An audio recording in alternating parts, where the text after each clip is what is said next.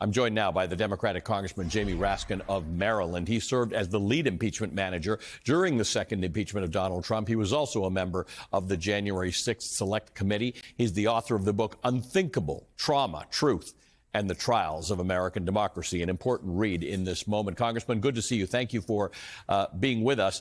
We must remember what happened last January 6th, and we must remember the danger, the lives that were lost, the attack on democracy.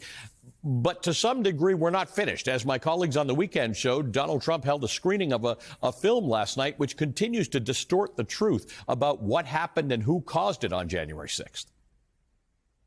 We're still in the fight of our lives. It's not over by a long shot. The struggle between authoritarian lies and democracy and the struggle for the common good continues. We have to do honor to those 140 police officers who were wounded and the hundreds more who participated in the fight to defend the Capitol on January 6th and to defend the vice president and Congress. So we're very much in the middle of this. And, on June 1st, 2020, Donald Trump and William Barr, who had not yet broken with Trump, assembled a paramilitary force within the government to attack the Black Lives Matter protesters in order to get over to the St. John's Episcopal Church to wield an upside-down Bible over his head and to do whatever he could to violate the separation of church and state. But they were willing to use government violence against nonviolent democracy protesters. And on January 6th, he incited a violent insurrection to back up his attempted political coup, and he showed he was willing to use mob violence against democratic government. So we've just got to hang tough through this period to do justice and honor to those people who risked their lives for us, like Officer Gonell, who was forced to leave his job in law enforcement, his dream job, and is wounded and suffering still from the attack, like Officer Harry Dunn, like Officer Michael Fanone, like dozens and dozens of other police officers who stood up for democracy on that day, as well as people across the country who came forward to testify about this outrageous assault on the American constitutional order. Let's talk about what's more serious. You say we're in the fight of our lives, and I think that's important for our viewers to hear, that it doesn't stop. The fight for democracy doesn't stop. This isn't a commemoration of a day in history. It's a current matter. What's the more important part of this current matter? The fact that Donald Trump says that when he comes into office, he will pardon some or all of those people who were convicted of committing a crime in the course of January 6th events, or the fact that he wants to go after others, people like you, who talks about Liz Cheney an awful lot, and he wants to prosecute people who were investigating January 6th. Are these equally serious? Is one more serious than the other? Well, it's all part of the same attack on constitutional democracy. Look, the pardon power is used to pardon people who were actually innocent or victims of a procedural miscarriage of justice, or who have been reformed and rehabilitated.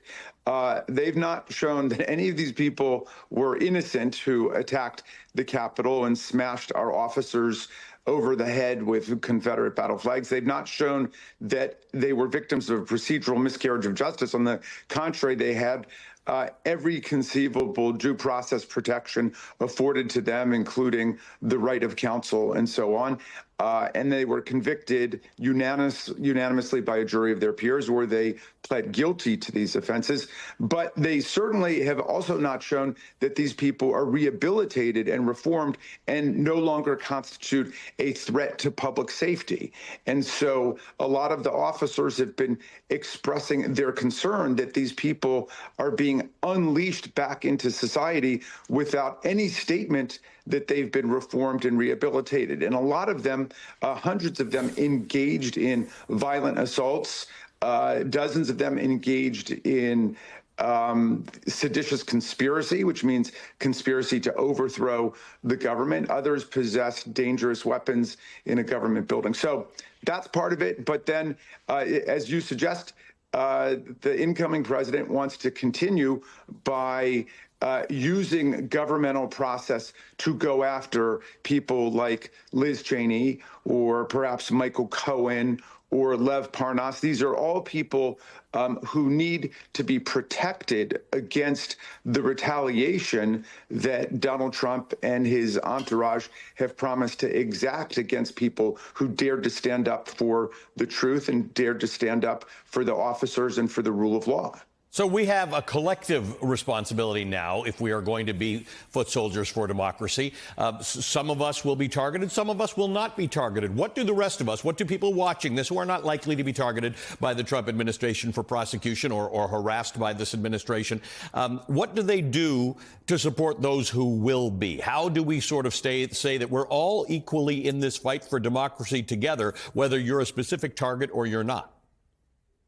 Well, it begins precisely with what you just said, Ali. It's the acknowledgement that we are all in this fight together. Solidarity will be the watchword. If you look at people who have struggled against authoritarian despots and tyrants, people like Vladimir Putin or Augusto Pinochet or Franco or Mussolini, it's always been solidarity that people put themselves in other people's shoes and say, what can we do to help? Whether it's raising money for legal defense, whether it is speaking out forcefully, as Sergeant Cannell did in this morning's New York Times in a beautiful piece about what it's like to live through this period as a police officer who defended members of Congress against this violence and now sees Donald Trump coming back into power based on a whitewash and this lying historical revisionism about what took place. But we've got to tell the truth however we can, and then we've got to stand up for justice and the rule of law. Right before the show started, I was talking to my colleagues on the weekend, and they were talking about the fact that Donald Trump hosted a screening of a movie about John Eastman, the so-called architect of the fake electors scheme, at Mar-a-Lago. People like Rudy Giuliani, Michael Flynn, Jeffrey Clark, and Peter Navarro were in attendance as well. You know, on one hand, who cares what Donald Trump shows at Mar-a-Lago, except that in a few weeks he's going to be in the White House, and this wanders into the territory of things that the president's actually doing as president, as opposed to the president-elect is doing with his friends. Well, you know, criminals always return to the scene of the crime, and they can't get over January 6th because they understand that that was the moment where their big lie exploded into full public consciousness and everybody could see where their lies were leading. And they acted in the face of more than 60 federal and state court decisions repudiating every assertion of election fraud and election corruption that they were advancing about the 2020 campaign. And yet they can't leave it alone because they understand that this whole history that we're living through to this day has been warped and distorted by those lies and their attack on us. You know, at the swearing in on January 3rd of the members of Congress, Hakeem Jeffries, our minority leader, remarked in passing that the Electoral College had produced and the people had voted for Donald Trump in 2024. And then there was explosive applause from the Republican side of the aisle. And Hakeem Jeffries wittily replied, well, yes, there are no election deniers on this side of the aisle. In other words, we're not going to plunge the country into a 4-year crisis about whether or not the person who won the election actually won the election. But we will be standing strong for constitutional freedom, for constitutional democracy, and for pursuit of the common good.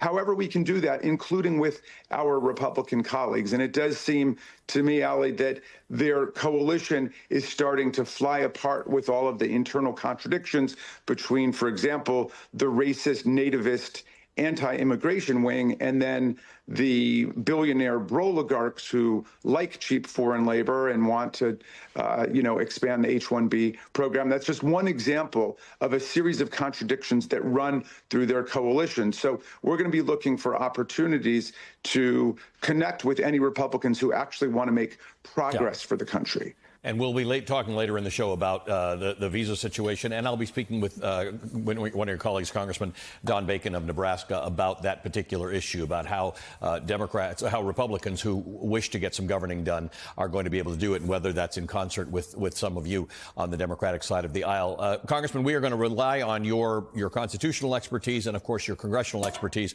over the next 2 years while we continue to fight to uphold democracy. The Democratic Representative Jamie Raskin of Maryland.